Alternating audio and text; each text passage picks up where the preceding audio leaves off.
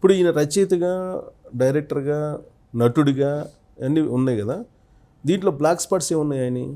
నేను అదే చెప్తున్నా, బిఫోర్ పోసాని అదే సినిమా ఇండస్ట్రీలో బిఫోర్ వైసీపీకి పోకముందు బ్లాక్ బస్టర్స్ ఏమున్నాయని కాదు, బ్లాక్ స్పాట్స్ అంటే లైక్ మచ్చలు.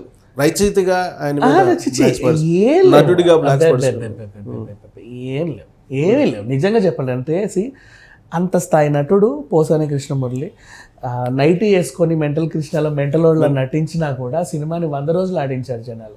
మళ్ళీ దాని పార్ట్ 2 వచ్చినా దాన్ని ఆడించారు జనాలు, ఆదరించారు. దానివల్ల హీరోయిన్ సత్యకృష్ణకి కూడా పేరు వచ్చింది. అంతకుముందు ఆయన వేసిన ప్రతి క్యారెక్టర్ కానీ ఏది కానీ బాగుండే. పవన్ కళ్యాణ్తో గొడవ పడమని వీళ్ళు చెప్పారు, నువ్వు వాళ్ళతో గొడవ పడు, తారాస్థాయికి తీసుకెళ్ళు, నిన్నప్పుడు మా పార్టీలో చేర్చుకుంటాం, అంటే ఇప్పుడు నువ్వు మాతో ఉన్నట్టే, అప్పుడు నిన్ను ఇంకా నెత్తిన పెట్టుకుంటావు అన్నారు. సరే ఏదో చేస్తున్నారు కదా చూద్దాం, నేను కాకపోతే ఇంకెవడు చేస్తాడని తిట్టేశాడు. తిట్టిన తర్వాత వాళ్ళు అటాక్ చేయడం స్టార్ట్ చేస్తే దానికి కూడా ధీటుగా గట్టిగానే కౌంటర్లు ఇచ్చుకుంటూ వచ్చాడు. పారిపోవడం ఇన్ సెన్స్ మళ్ళీ టీవీకి ఎక్కి చూడండి మెసేజ్లు ఎట్లా వస్తున్నాయో, నాకు ఈరోజు భయం వేస్తుంది, నన్ను ఎక్కడ చంపుతారో అని భయం వేస్తుంది, నన్ను ఇలా అటాక్ చేస్తానని కూడా మళ్ళీ చెప్పుకోవడం ధైర్యమే కదా. అలా ధైర్యంగా ఇంట్లో నుంచి ఇంటి మీద రాళ్ళు వేస్తే ఆయన ఇంట్లో నుంచి వెళ్ళిపోయాడు అని అన్నారు కదా. ఇంట్లో నుంచి వెళ్ళిపోయి మీడియాకి వచ్చాడు, మీడియాకి వచ్చి లైవ్గా చూపించాడు, చూడండి ఇప్పుడు కూడా ఎట్లా వస్తున్నాయో ఇది సంగతి, నాకు ఈరోజు ప్రాణభయం వేస్తుంది, మేము ఇల్లు వదిలి పారిపోవాల్సి వస్తుంది ఈయన వల్ల అని ధైర్యంగా మళ్ళీ చెప్పాడు. సో ఆ ధైర్యానికి మెచ్చి వీళ్ళు ఒక అవార్డు ఇస్తే బాగుండి నాకని చెప్పి FDC ఇచ్చారు. సో అది ఎప్పుడైతే నాకు FDC ఇచ్చారో ఇండస్ట్రీ దూరం అయిపోయింది. సో రెడ్డిస్ ఇచ్చిన FDC కింద భావించలేదు ఆయన. ఇక అది ఆయనకి ఏంటంటే దానికి వచ్చిన ప్యాకేజ్ మాత్రమే చూశాడు, ఆ పదవిని చూడాల, ప్యాకేజ్నే చూసి సంతృప్తి పడ్డాడు. పదవి ఏదైతే ఉందో ప్యాకేజ్ గట్టిగా వస్తుంది కదా సంబరం. ఇప్పుడు ఎట్లా మనకు సినిమాలు సరిగ్గా లేవు, ఉన్నా సరే ఈ మాత్రం రెమ్యునరేషన్ రావు, ఈ మాత్రం రెమ్యునరేషన్ వచ్చినా నేను పొద్దున్న 5 గంటలకు లేచి అక్కడికి వెళ్ళి నానా యాతన పడాలి. ఓకేనా, ఇదేదో బాగుంది, ఇంట్లో కూర్చుంటే నీట్గా వస్తుంది, ఇది నచ్చింది, సంథింగ్. అరే ఇన్నేళ్ళు ఇంత కష్టపడ్డా, ఇంత సింపులా, ఓహో ఇదంతా నేను కష్టపడి సంపాదించుకున్నది ఇలా ఇన్నేళ్ళు భలే వచ్చింది, ఇదే నా రిటైర్మెంట్ టైం అనుకోండి, చక్కగా రిలాక్స్ అయిపోతా అనుకున్నాడు. ఇక ఎలాగో రిలాక్స్ మోడ్లో ఉన్నా కాబట్టి, రిలాక్స్ అయ్యాను అని నాకు నేను ప్రిపేర్ అయ్యాను కాబట్టి, ఎవరిని తిట్టమంటే తిట్టేస్తున్నా, ఏం చేయమంటే చేసేస్తా. ఫ్యామిలీ లైఫ్ ఓకేనా? ఫ్యామిలీ లైఫ్ ఓకేనా అంటే ఫ్యామిలీ లైఫ్ కూడా అలాగే ఉంటుంది. ఎవరు కానీ నన్ను దగ్గర అంటే లైక్ నా బ్లడ్ సంబంధం నువ్వు అన్న ఒక గౌరవం లోపల ఉంటుందే కానీ మనిషికి వాల్యూ అనేది ఉంటుంది. అట్లా మన ఇంట్లో కూడా ఉంటారు కదా చాలా మంది. ఇప్పుడు ఊరికే జులైగా తిరిగేవాడికి ఎంత కాదన్నా రాత్రి పడుకోవడానికి మన ఇంటికే వస్తాడు, మన ఇంటోడే, మనతో పాటే తింటాడు, మళ్ళీ పొద్దున్న లేస్తే జులై వెదవ ఆడేంటండి ఎలా ఉన్నాడు అంటాం, కానీ మనోడే. గోకుడు కార్యక్రమాలు ఉన్నాయా? గోకుడు కార్యక్రమాలు ఏమైనా ఉంటాయా? గోకుడు కార్యక్రమాలు అయితే లేవు ఇప్పటివరకు ఈయన మీద అట్లాంటివి. క్లీన్ అంటే ఆ మాత్రం మంచి రచయిత కాబట్టి ఎప్పటి నుంచో ఎల్బి గారి లాగా, తనికెళ్ళ బని లాగా, పోసాని కూడా ఒక టైం నుంచి ఉన్న వాళ్ళే, మంచి రైటరే. అంటిల్ అండ్ అన్లెస్ ఈయన వైసీపీకి వెళ్ళి చెడ్డాడే తప్ప వృత్తిపరంగా నేను ఎప్పుడు చెడ్లా.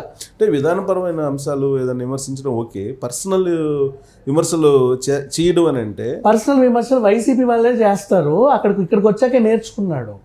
పర్సనల్గా వీళ్ళు పర్సనల్గా వెళ్ళడం, భార్యలను తిట్టడం, పిల్లల్ని తిట్టడం, వాళ్ళ వ్యక్తిగత లైఫ్ని తిట్టడం, వాళ్ళ బెడ్రూమ్ లైఫ్ని తిట్టడం, బాత్రూమ్ లైఫ్ని తిట్టడం, ఇట్లాంటివన్నీ వైసీపీకి అలవాటు. అక్కడ ఉన్న నోర్లన్నీ అలాగే ఉంటాయి. సో ఇక్కడికి వచ్చాక నేర్చుకున్నాడు. చంద్రబాబు నాయుడు ఎందుకు పర్సనల్ టార్గెట్ చేస్తుంటాడు అంటే ఆయనకి ఏమన్నా చంద్రబాబు నాయుడు వల్ల డ్యామేజ్ ఏమైనా జరిగిందా? ఈయనకి ఏమీ డ్యామేజ్, చంద్రబాబు నాయుడు వాళ్ళ ఇండస్ట్రీకి మేలు జరిగింది కానీ డ్యామేజ్ ఎవడో జరగదు. ఈయనకు పర్సనల్ కూడా నాకు తెలిసినంత వరకు డ్యామేజ్ ఏమీ జరగల. ఒక పావులో వచ్చే ఉంటుంది తప్ప జీరో. కానీ ఫలానా మనుషులు తిట్టిచ్చారు కాబట్టి తిడుతున్నాడే తప్ప ఏమీ లేదు. అంటే అల్టిమేట్ గా ఫైనాన్షియల్ ఇష్యూ డబ్బులు రాబట్లేదు కదా, అట్లా ఏం లేదు. అంతే కదా, వైసీపీ వాళ్ళు పదవి ఇచ్చారు, డబ్బులు ఇస్తున్నారు అదనంగా, అదే దాని వల్ల తిడుతున్నాడే తప్పితే ఈయనకు ప్రత్యేకంగా ఇప్పుడు లొంగాడు అంటే వాళ్ళు అంతా చూపించారు. ఇంతకు ముందు ఆయనకు వచ్చేది ఇంతే, అది ఆయన కష్టపడితే వచ్చింది. పొద్దున 5 గంటలకు లేచి రాత్రి 10 గంటలకు పడుకుంటే వచ్చింది. కానీ ఇప్పుడు అట్లా కాదు, ఇంట్లో కూర్చుంటే చాలు ఇంత వస్తుంది. ఎందుకు ఇంత ఇవ్వాలి అనుకుంటే వాళ్ళ మీద నోరేసుకొని పడు, వీళ్ళ మీద నోరేసుకొని పడు. ఎట్లా రిలాక్స్ అయ్యాను, మంచి రిలాక్స్ మోడ్లో ఉన్నా, కాలు చాపుకొని కూర్చుంటున్నా, ఏముంది పడేద్దాం 2 రోజులు. కంప్లీట్గా గుడ్ బై చెప్పినట్టేనా సినిమా ఇండస్ట్రీకి? సినిమా ఇండస్ట్రీని గుడ్ బై చెప్పాలా, నాకు అవకాశాలు ఇంకా రావట్లేదు ఎదురు చూస్తున్నాడు. చివరికి జబర్దస్త్ స్టేజ్కి వెళ్ళి కూడా కూర్చుంటున్నాడు. ఓ ఎప్పుడు వెళ్ళాడు జబర్దస్త్? జబర్దస్త్లో జడ్జిగా చేశాడు, కంటెస్ట్గా చేశాడు. వైసీపీలో జాయిన్ అయిన తర్వాత ఈ మధ్య కాలంలో కూడా వెళ్ళాడు. ఆ మధ్యలో శ్రీదేవి డ్రామా కంపెనీకి వచ్చాడు, గెస్ట్లకు వెళ్తున్నాడు. మరి అది ఆ డయాస్ కమ్మ డయాస్ కదా, మరి వెళ్తున్నాడు, వాళ్ళు పిలుస్తున్నారు, ఈయన వెళ్తున్నాడు. అంటే దానికి వేరే వీళ్ళకి మరి ఆ మాత్రం సిగ్గు ఎగ్గు లేదేమో అనుకోవచ్చు. వెళ్తున్నాడు మరి. అవార్డులు రిలేట్ చేశాడు కదా, అది మల్లెమాల డయాస్, పైగా రామోజీరావు డయాసే అయినప్పటికీ మరి వెళ్తున్నాడు. ఇప్పుడు చంద్రబాబు నాయుడిని సపోర్ట్ చేశాడు జయప్రకాష్ నారాయణ. సరే ఆయనకి ఐఏఎస్ అయినా ఆయనకి కొంత పరిపాలనా పరమైనటువంటి అంశాల్లో అనుభవం ఉంటుంది. దానికి ఒక రీజన్ కూడా ఏంటంటే 4-5 సార్లు ప్రభుత్వాన్ని ఏర్పాటు చేసిన ఒక సీనియర్ ముఖ్యమంత్రి ఆయన. ఇంచుమించు ఒక ప్రధానమంత్రి స్టేటస్ ఉన్నటువంటి వ్యక్తి. ఎవరు? చంద్రబాబు నాయుడు. జయప్రకాష్ నారాయణ. సో ఆయన అన్ని పరిపాలనా విధానాలు ఈయన చూశాడు కదా. జయప్రకాష్ నాయుడు చూశాడు కదా దగ్గరుండి. ఈయన ప్రభుత్వాన్ని ఆయన అనుభవించాడు, పక్క ప్రభుత్వాన్ని ఆయన అనుభవించాడు. రామారావు ఉన్నప్పుడు నుంచి ఆయన చూస్తున్నాడు కదా. సో ఆయన వ్యక్తిగత అభిప్రాయం ఆయన చెప్పాడు. సో ఈయన ప్రభుత్వాన్ని ఈయన 20 ఏళ్ళు అనుభవించాడు. 20 ఏళ్ళు ఈయన అనుభవించి ఆయన అనుభవాన్ని ఏదో చెప్పుకున్నాడు, మద్దతు ఇచ్చాడు. అంటే ఇప్పుడున్న ప్రభుత్వంతో కన్నా కూడా చంద్రబాబు నాయుడు బెటర్ అన్నట్టు ఫీల్ అయిపోయి మద్దతు ఇచ్చాడు. అది ఆయన పర్సనల్ ఒపీనియన్. పర్సనల్ 30 ఏళ్ల పాలనలో 40 ఏళ్ల పాలనలో చాలా గవర్నమెంట్లు చూశాడు. ఒక గవర్నమెంట్ 4 సార్లు 5 సార్లు చూశాడు.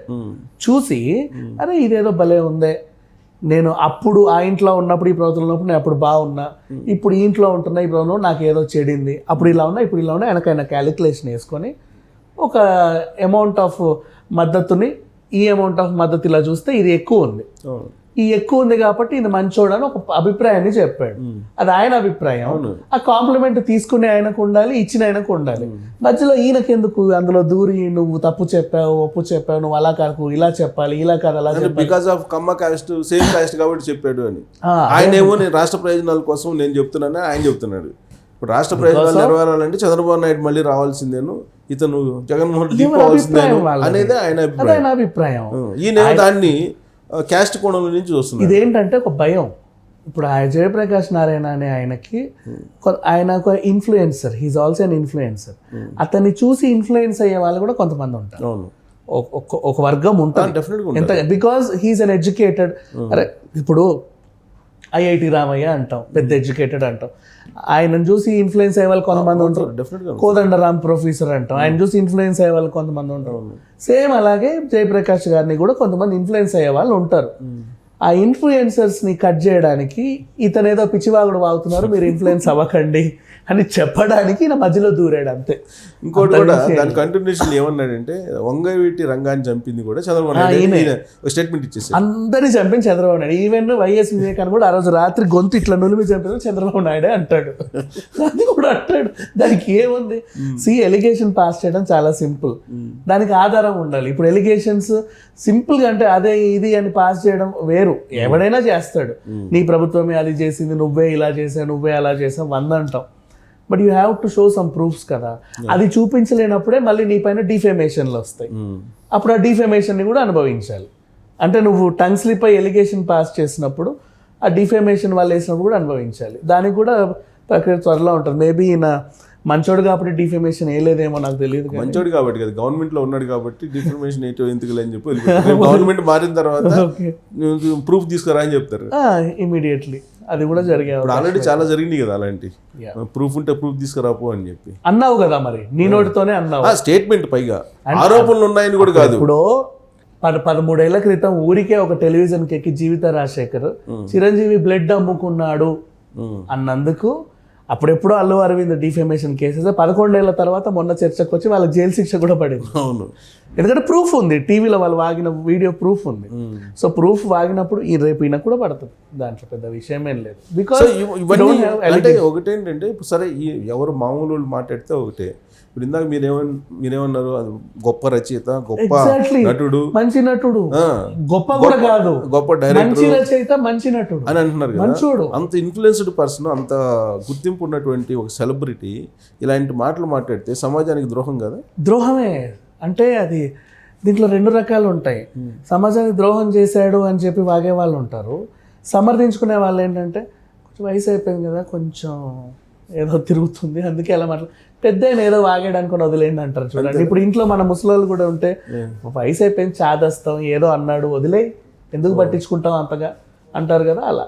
సో అంటే ఆ కోణం నుంచి తీసుకోవాలా, ఆ కోణం నుంచే తీసుకోవాలి, తీసుకెళ్ళింది అనుకోవాలి అంతే, అంతకుమించి ఇంకేం లేదు. బికాజ్ ఇప్పటికీ చెప్తున్నా ఆయన మంచి రచయిత, మంచి నటుడు పోసాని. నేను చిన్నప్పటి నుంచి చూస్తున్నా పోసాని, నేను ఎప్పుడో యానిమేషన్స్కి డబ్బింగ్ చెప్పేప్పటి నుంచి ఇంత ఉన్నప్పటి నుంచి చూస్తున్నా.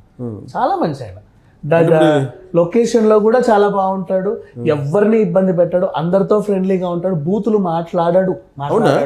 అవునా? లొకేషన్ లో బూతులే మాట్లాడు. మరి మీడియా ముందు బూతులు మాట్లాడుతున్నాడు, బండ బూతులు మాట్లాడుతున్నాడు నిజంగా.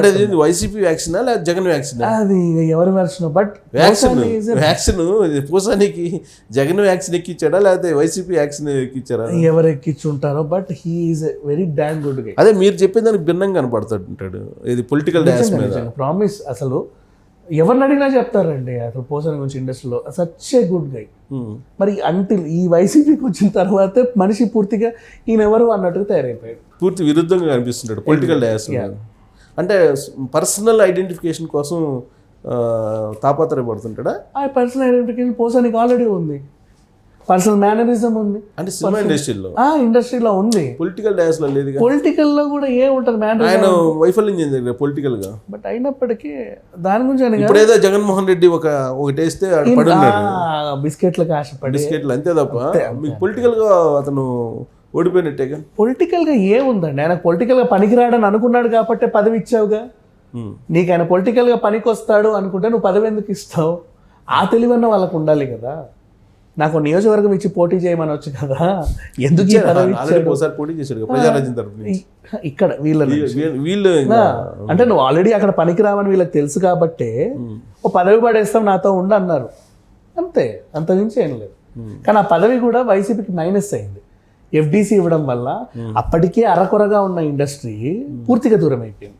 ఇప్పుడు ఆయన వేరియేషన్స్ చూస్తే మనం పాలిటిక్స్లోకి ఎంటర్ అయిన తర్వాత ఫస్ట్ ఏమో ప్రజారాజ్యం చిరంజీవి ఆహా ఓహో అన్నాడు, ఆ తర్వాత ఆకాశం నుంచి కింద పడేసాడు ఆయన్ని, ఆ తర్వాత పవన్ కళ్యాణ్ని కొన్ని రోజుల పాటు నెగిటివ్ షేడ్లో చూపించాడు. ఏంటి ఆయన ఉద్దేశం? ఎవడు చిల్లరిస్తే వాడి తరఫున మాట్లాడుతున్నాడు అంతే. అంటే ఇప్పుడు మంచి నటుడు అన్నాం కదా, నేను 30,000 రెమ్యునరేషన్ ఇస్తున్నా రోజుకి, నీకు ఏ క్యారెక్టర్ ఇస్తే ఆ క్యారెక్టర్ చేస్తున్నావు అంతే. ఓ ₹1,00,000 రెమ్యునరేషన్ ఇచ్చి రోజుకి ఏ క్యారెక్టర్ ఇస్తే ఆ క్యారెక్టర్ చేస్తున్నావు. నిన్ను హీరోగా పెట్టా, ఏ క్యారెక్టర్ ఇస్తే ఆ క్యారెక్టర్, నువ్వు నైట్ వేసుకోమంటే నైట్ వేసుకున్నావు, చీర కట్టుకోమంటే చీర కట్టుకున్నావు, బట్టలు ఇప్పమంటే బట్టలు ఇప్పేసావు. నేను నీకు డబ్బులు పడేసి ఏది చెబితే అది చేస్తున్నావు, అది ఆల్రెడీ యాజ్ ఏ తెర మీద ప్రూవ్ చేసుకున్నావు. అంటే ఇప్పుడు ఏమన్నా ఇప్పుడు తెర వెనుక కూడా ప్రూవ్ చేసుకున్నావు, అంటే చిల్లర బ్యాచ్ అనుకోవాలా అంతే కదా. ఇప్పుడు వాళ్ళు కూడా డబ్బులు ఇచ్చి ఆయన తిట్టమంటే వాడిని తిట్టావు, ఇన్ని తిట్టమంటే వీడిని తిట్టావు, వాళ్ళని అలా చేయమంటే అలా చేసావు, వీళ్ళు ఇలా చేయమంటే ఇలా చేసావు, దట్స్ ఆల్. అంటే ఇంకా నువ్వు నటన జీవితంలోనే బతుకుతున్నావు. అంటే నీకు ఏంటి, నీకు తెలిసింది ఒకటే, డబ్బులు ఇచ్చి ఒక ప్రొడ్యూసరో, ఒక రాజకీయ నాయకుడో, ఒక బిజినెస్ మ్యానో, ఎవడో ఒక ఈవెంట్ ఆర్గనైజరో డబ్బులు ఇచ్చి నీకేం చెప్పి ఏం చేయమంటే చేస్తాను. అంటే విలువలు, నీతి, నిజాయితీ లేవు, నైతికత లేవు, వాటి గురించి నాకు చెప్తుంటాడు ఆయన, వాటి గురించి రాస్తుంటాడు కూడా. అంతే. అంటే జనాలకి